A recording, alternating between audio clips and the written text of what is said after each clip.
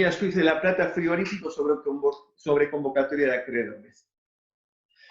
Les cuento un poquito. Esto es una resolución, un fallo de la Corte Suprema de Justicia de la Nación del 4 de septiembre del año 1973. Esto parte de lo que fue en su momento de un concurso preventivo de uno de los frigoríficos más importantes en la historia del país, que es el frigorífico Swift, que en realidad pertenecía a un grupo multinacional, que era el grupo Swiss Deltec. Este grupo, Swiss Deltec, tenía como sociedad controlada a Compañía Swift del Río de la Plata, Sociedad Anónima. Compañía Swift del Río de la Plata, Sociedad Anónima, es una compañía frigorífica, le decía yo, muy famosa, muy importante, y no sé si alguno de ustedes vio, yo lo vi hace varios años, hay una película nacional, que se llamó Asesinato en el Senado de la Nación. No sé si alguno la vio o la escuchó nombrar. Es una película que debe ser de la década del 80, muchos no debían haber nacido seguramente, que habla cuando un senador nacional muy famoso, Lisandro Latorre, hace una serie de denuncias contra los frigoríficos ingleses que tenían justamente un acuerdo bastante espurio con relación al tema de la comercialización de la carne. Uno de estos frigoríficos involucrados en su actuación era Compañía Swift del Río de la Plata, que siguió siendo justamente una de las más importantes empresas frigoríficas, hasta que a principios de la década del 70, por diferentes dificultades económicas, esta empresa entra en concurso preventivo. ¿Qué es el concurso preventivo? Bueno, el concurso preventivo en definitiva es un procedimiento judicial cuando un deudor se encuentra en un estado de cesación de pagos, porque no puede llegar a cumplir regularmente con las obligaciones a su cargo. Se los explico así en palabras sencillas. Cuando veamos oportunamente la unidad correspondiente a concursos y quiebras, lo vamos a ver con mayor detenimiento. No puede cumplir con sus obligaciones regulares y le pide a un juez la apertura del procedimiento para llegar a un acuerdo de pago con sus acreedores, y en definitiva esta sociedad se concursa. Pero ¿qué pasaba? El pasivo principal, o sea, las deudas principales que tenía esta sociedad, lo tenía con dos de sus sociedades controlantes.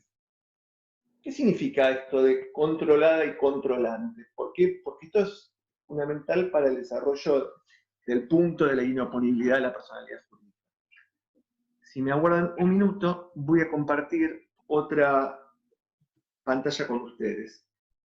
Acá explica qué significa el control en materia societaria. El control en materia societaria es, en definitiva, la sujeción de un sujeto bajo la dirección de otro, es decir, que un sujeto maneje o direccione la actuación de otro sujeto.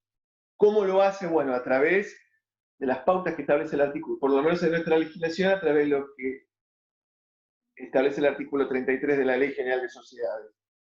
Entonces, acá vemos los dos supuestos de control en materia societaria. La del artículo primero, que habla del control societario interno de derecho. ¿Qué significa esto? Por ejemplo, yo soy accionista mayoritario de una sociedad. Tengo el 60% de la participación accionaria. Cuando voy a la asamblea, impongo mi voluntad social porque tengo los votos mayoritarios. ¿Se entiende?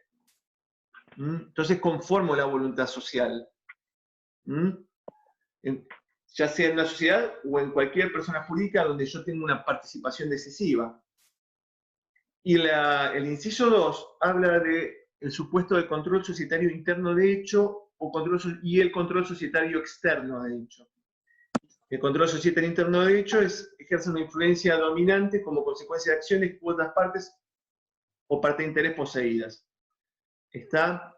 ¿Qué significa esto? que yo, aunque no sea el accionista mayoritario, quizás porque los accionistas mayoritarios no están interviniendo en la asamblea, puedo conformar la voluntad social y ejercer el control cuando, por ejemplo, en sucesivas oportunidades, los accionistas mayoritarios no se presentan a la asamblea de accionistas en una sociedad, ¿correcto? Y cuando me refiero al control societario externo, de hecho, me refiero a lo que dice la ley en función de los especiales vínculos existentes entre las sociedades. ¿Qué significa esto? Que una sociedad esté, por ejemplo, o sea, los supuestos pueden ser muy amplios, porque si no, sería imposible abarcarlos todos en una disposición legal. Por ejemplo, cuando yo tengo típico contrato de suministro y soy el único suministrante de una materia prima a una sociedad, y el suministrante le dice, bueno, yo si querés que te suministre determinado producto, vas a tener que llevar adelante determinadas acciones como sociedad. Por ejemplo, no le pagues a tus empleados y págueme a mí solo. ¿Se entiende? Acá es un supuesto de control societario externo, de hecho. El suministrante no es parte del elenco societario, está por fuera de la sociedad. Con lo cual, esto lo explico simplemente a los efectos de caracterizar lo que es el control en materia societaria. ¿Por qué? Porque esto es necesario saberlo para poder entender también lo que dice la ley cuando habla de la inoponibilidad de la personalidad jurídica. Volviendo al caso de SWIFT, que los principales acreedores de compañía SWIFT, Río de la Plata, eran sus controlantes, es decir, las sociedades que eran socias de SWIFT y que eran las socias mayoritarias, ¿no? De compañía SWIFT del Río de la Plata. Una era SWIFT Deltec, que estaba en Estados Unidos y que tenía la participación mayoritaria en el paquete accionario de SWIFT. Claro, ¿qué hacía la filial argentina de SWIFT? Giraba las ganancias al exterior, pero no las giraba como ganancias, sino como la giraba con la figura jurídica de un pago a un supuesto préstamo que la controlante le otorgaba a la controlada. ¿Está claro? O sea, yo tengo una sociedad controlante, es mi sociedad mayoritaria, y le presto plata a mi sociedad controlada. Y esta sociedad controlada me devolvía la plata, pero en realidad lo que estaba haciendo no era un préstamo, o sea, una devolución de un préstamo, sino que ocultaba el envío de ganancias al exterior. Claro, esto terminó de alguna manera perjudicando patrimonialmente a la sociedad controlada. Y no solamente eso, directamente terminó perjudicando a los verdaderos acreedores de la sociedad. ¿Quiénes eran los verdaderos acreedores de la sociedad? Bueno, había acreedores comerciales, como por ejemplo los proveedores de materias primas, había acreedores bancarios y también trabajadores, que en definitiva son acreedores de la sociedad. Si yo trabajo para una sociedad, soy acreedor de la sociedad, acreedor por mi remuneración. Con lo cual, frente a esto, también soy acreedor, ¿correcto?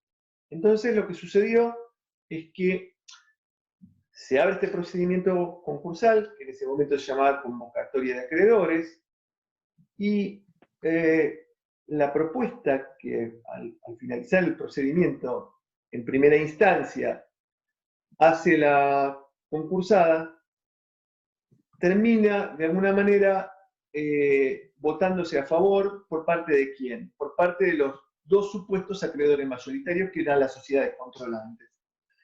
Obviamente este acuerdo se aprueba en perjuicio de quiénes? De los verdaderos acreedores, ¿correcto? Todo esto de alguna manera está contenido en el fallo de la Corte, pero está bueno que se los cuente porque también de esa manera pueden un poco entender el mecanismo de cómo funciona en este caso el vínculo entre la controlante y la controlada y cómo funciona la inoponibilidad de la personalidad jurídica. ¿Qué sucedió? Esto es impugnado por los verdaderos acreedores. Había un grupo de bancos que habían encargado una auditoría y de la auditoría surge que la sociedad concursada, o sea, compañía SWIFT del Río de la Plata, había exagerado fraudulentamente tanto el activo como el pasivo. Y se descubre que en realidad los créditos que se supone que existían de la controlada hacia las controlantes, o sea, las plata que debía pagarle, no eran sino ocultamiento de giro de ganancias al exterior. ¿Está?